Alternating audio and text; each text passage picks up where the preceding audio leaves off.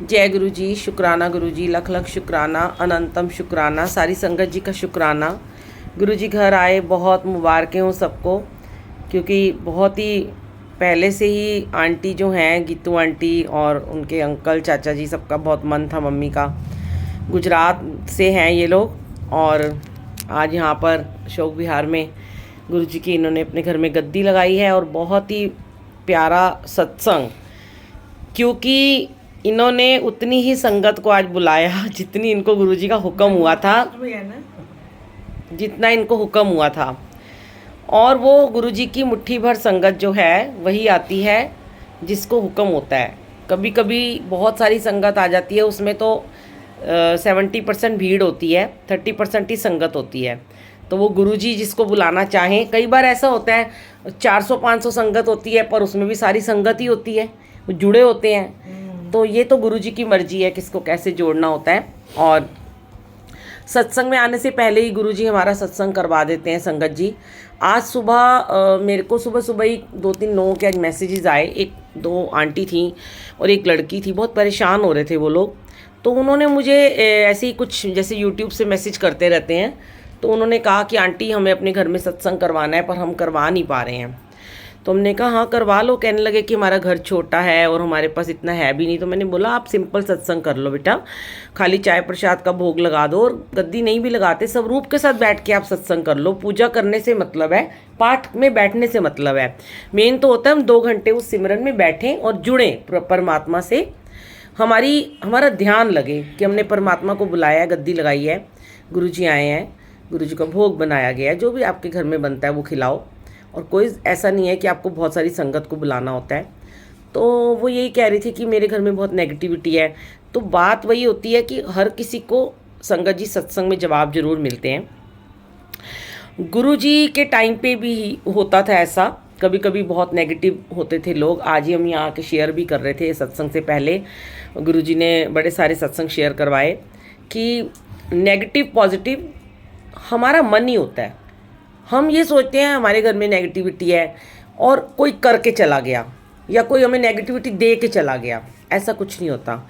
हम खुद ही, हमारा मन है ना जो, अगर हमारा मन स्वस्थ नहीं होगा, हमारा मन परेशान रहेगा, हम खुश नहीं होंगे, हम बीमार रहते होंगे, तो हमारा कभी किसी काम में मन नहीं लगता। तो हम क्या होते हैं, नेगेटिव हो जाते हैं। हम ये कहते हैं हमारे घर में नेगेटिविटी है, हमारे घर में किसी ने कुछ कर दिया, कोई ब्लैक मैजिक कर दिया या कोई कुछ करके चला गया, कुछ रख के चला गया। होता है कभी कभी ऐसा भी होता है, क्योंकि वो करने वाला जो है ना, अगर वो करके चला गया। लेकिन अगर आपके घर में रेगुलर पाठ पूजा हो रही है, आप रोज़ाना मंत्र जाप कर रहे हो, मंत्र जाप दिन में 2-3 बार लगा के बैठते हो, चलते फिरते आप जाप में हो, वाहिगुरु सिमरन में हो, आपके घर में नियम से पूजा हो रही है, जोत जगती है। आधी नेगेटिविटी तो जब आप दिल से अपने प्रभु के आगे जोत जगाते हो तभी गायब हो जाती है। फिर ना, आपने देखा होगा बड़े पुराने ज़माने में जल रखने का प्रावधान है। किसी भी भगवान के आगे हम जल रखते हैं। जल क्या होता है, शीतलता प्रदान करता है। और जब कई बार क्या होता है कि किसी किसी के मंदिर में मैंने देखा कि बड़े सारे ना, गणेश जी बड़े सारे होते हैं, शिव जी बड़े सारे होते हैं, माता रानी की 2-2 3-3 मूर्तियाँ होती हैं। तो वो भी ना भार होता है हमारे ऊपर। हमें एक समय में एक ही मूर्ति रखनी चाहिए। और क्योंकि उनको भी एनर्जी होती है ना, परमात्मा में तो बहुत ज़्यादा एनर्जी होती है, मूर्तियों में भी एनर्जी आ जाती है। वो एनर्जी इतनी ज़्यादा होती है कि जैसे मैंने, किसी ने बोला कि हम बहुत नेगेटिव हैं, आपकी नेगेटिव एनर्जी हो रही है, वो तो परमात्मा बैठे हैं, पर आपकी नेगेटिविटी उस जोत में भी जा रही है, उस जल में भी जा रही है, हर चीज़ वो ग्रहण कर रहे हैं। तो हमारे पे बहुत ज़्यादा भार हो जाता है।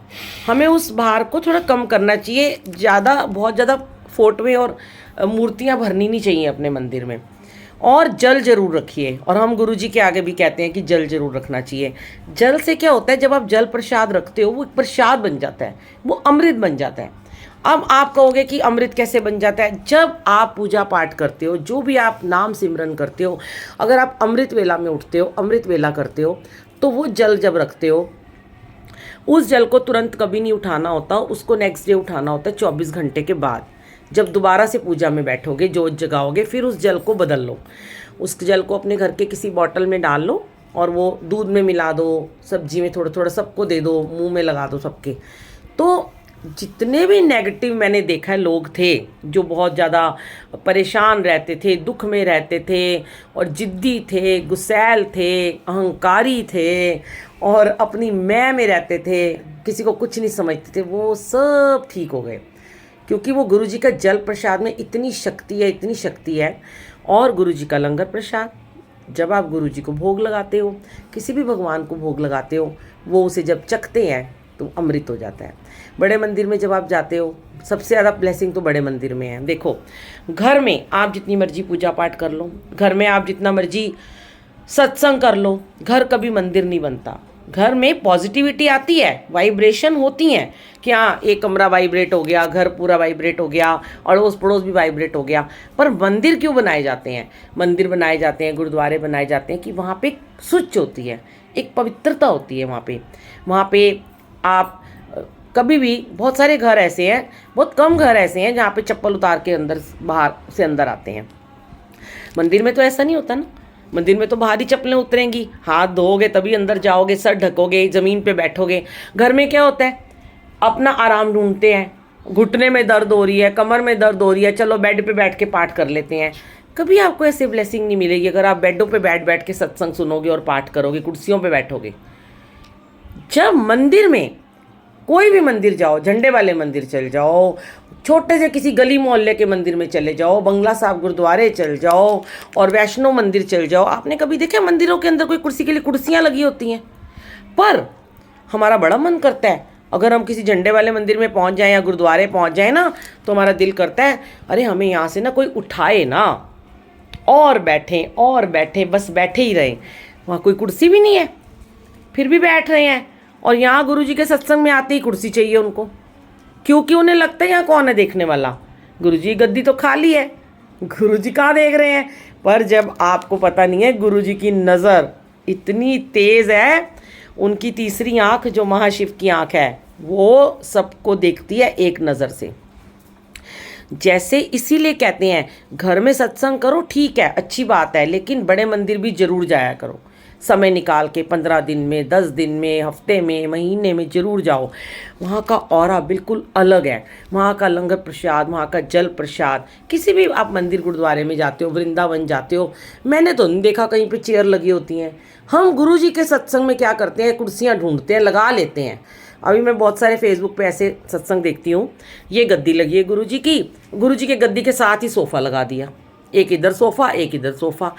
तो आपको क्या लगता है कि वो, क्या आपको ऐसा लगता है कि वो सत्संग का स्थल है? वो तो एक पार्टी का कमरा लगता है हमें। वहाँ सत्संग नहीं है, आप पार्टी में आए हो। कपड़े ना ख़राब हो जाएं, क्रीज ना ख़राब हो जाए, हमारे घुटने ना दर्द हो जाएं, हम बैठ नहीं सकते, हमें ज़मीन चुभती है, हमारी बैक में पेन होती है, तो फिर उसको सत्संग का नाम मत दीजिए ना। सत्संग में हमेशा गुरु महाराज ऊपर होते हैं, संगत का स्थान नीचे होता है, उनके चरणों में होता है। हम क्या करते हैं, छोटा सोफ़ा नीचे लगाया हुआ है, ऊंचे ऊंचे सोफ़े साथ में लगा दिए। आप तो गुरु से ऊपर स्थान पे बैठ गए हो। फिर कुछ संगत कहती है हमारे गुरु जी ने हमें वहमों से दूर किया, माना दूर किया, सच में दूर किया। गुरु जी ने कहा कि इफ एंड बट में नहीं पढ़ना, गुरु जी बड़े भोले भाले हैं। अगर गुरु जी भोले हैं, अगर गुरु जी ने आपको वहमों से दूर किया है, तो आप गुरु जी का फ़ायदा थोड़ा ना उठाओगे। हैं तो वो भगवानों के भगवान, रब हैं आपके, महाशिव कहते हो उन्हें, उनकी पूजा करती है सारी दुनिया, आज पूरा संसार उनको पूजता है। तो भगवान में और भगत में थोड़ा अंतर तो जरूर होना चाहिए ना संगत जी। हम भगवान की, हमारी औकात नहीं है। मैं जितनी मर्जी बीमार रहती थी पहले, कभी भी मेरे को ऐसे हुक्म नहीं था कि मैं गुरु जी के आगे एक चेयर लेके बैठ जाऊं। बहुत जगह जाती हूँ सत्संग शेयर करने, कई बैंक्वेट हॉल में जाती हूँ, वहाँ उन्होंने सोफ़े लगा रखे होते हैं, बैठो यहाँ बैठो, नहीं, हम ज़मीन पे ही बैठते हैं, हम कोई वीआईपी नहीं है। जो इंसान गुरु जी के बराबर बैठता है, फिर वो तो अपने आप को वीआईपी समझेगा ही समझेगा, क्योंकि उसके थॉट्स में ये बात आ रही है कि भाई मैं तो देखो सोफ़े पे बैठा हूँ, ये सारे तो नीचे बैठे हैं, मैं कितना किस्मत वाला हूँ कि मुझे सोफ़ा मिल गया। उसे क्या पता कि वो अपने कितने कर्म बढ़ा रहा है आज की डेट में, उसको बिल्कुल नहीं पता। वो अपने कर्मास को बढ़ाई जा रहा है, लोगों की नज़रों में वो वीआईपी है। सिर्फ हमारे गुरुजी वीआईपी हैं। गुरुजी के सामने, गुरुजी के बगल में अगर ऐसे कोई बैठता है तो मुझे तो वो बिल्कुल, मैं तो किसी को बैठने नहीं देती अगर मेरी सेवा होती है। आपको बैठना है दूसरे कमरे में जाओ, बाहर चले जाओ, वहाँ पे कुर्सियाँ लगी हैं, वहाँ जाके बैठ जाओ। क्या क्या के थक गए, नहीं मानते।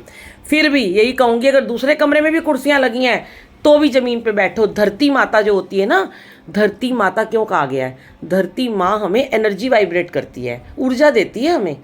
जब हम ज़मीन पे बैठ के, इस धरती, पवित्र धरती पे बैठ के अपने कानों से श्रवण करते हैं गुरुबानी, सत्संग, तो वो ऊर्जा जो धरती से निकलती है वो हमारी बॉडी के अंदर चली जाती है।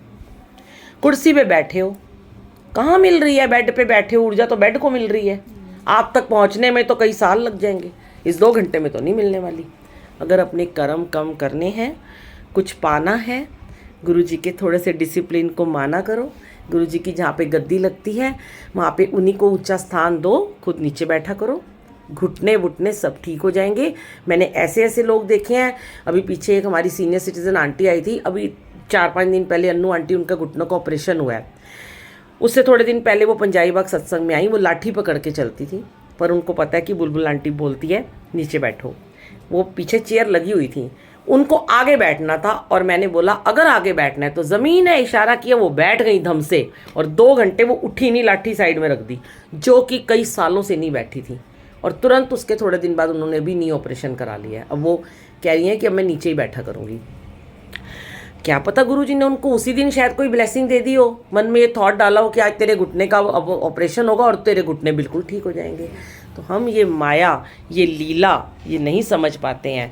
जिस दिन हमें समझनी भी नहीं है, सबसे बड़ी बात है, हम कोई भी इंसान परमात्मा की लीला को कभी समझ ही नहीं पाता, और ना ही उसको समझने की कोशिश करनी चाहिए। क्योंकि जहाँ आप कोशिश करोगे ना, वहाँ पे उलझ के रह जाओगे, आप उलझ के रह जाओगे।